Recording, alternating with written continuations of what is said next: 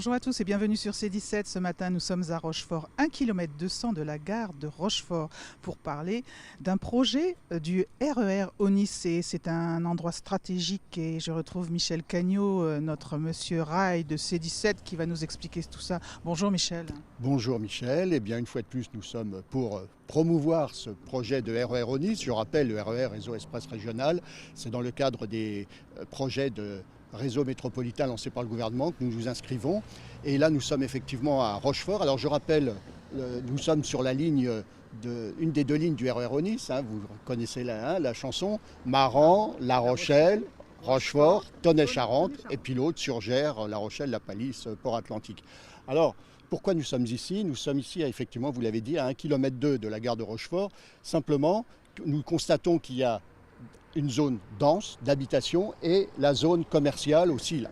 Donc, ce qui veut dire que les gens qui habitent ici et qui veulent se rendre à La Rochelle, ça voudrait dire que si vraiment ce sont des forcenés du train, il faut qu'ils reviennent en arrière, aller à la gare de Rochefort et repartir. Et en imaginant qu'ils aillent au sud de La Rochelle, par exemple à Bongraine, où nous avons effectivement prévu une halte aussi, eh bien ça voudrait dire que donc il va en arrière, il va à la gare de Rochefort, il prend son train, il arrive à Rochelleville et après il doit reprendre encore un autre moyen pour atteindre Bongraine, enfin les universités, le conseil départemental. Voilà.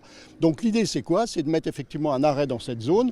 Donc on est effectivement à 1,2 km de la gare de Rochefort. Alors là effectivement, je n'ai pas dit que ça sera ici précisément qu'il faut mettre l'arrêt, puisque ça doit se faire en concertation bien sûr le maire avec les habitants. Et à ce propos, nous avons rencontré Hervé Blanchet avant les vacances et nous lui avions parlé de cette possibilité.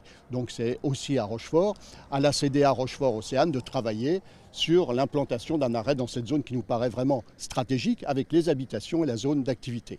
Alors il faut savoir que ce projet de RER Onis, nous l'avons transmis à la région et au préfet de Nouvelle-Aquitaine. Voilà. Parce que nous ne voulons pas rater le train, sachant qu'encore une fois, il y a toute une campagne qui est lancée.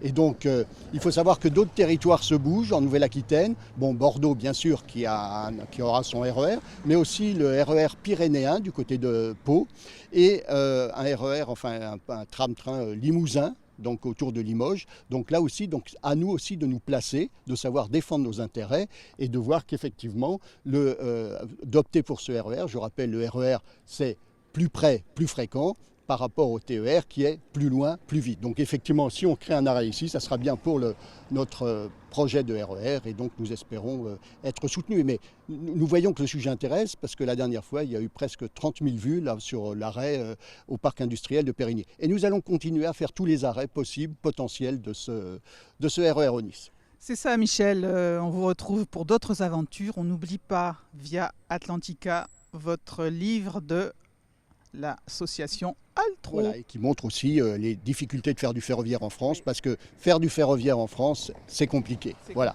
Donc on a besoin des citoyens. Je veux dire que les projets aboutiront si vraiment on sent derrière nous une demande citoyenne. Voilà. C'est ça. Allez, n'oubliez pas de nous suivre. À bientôt sur C17 et toujours en direct.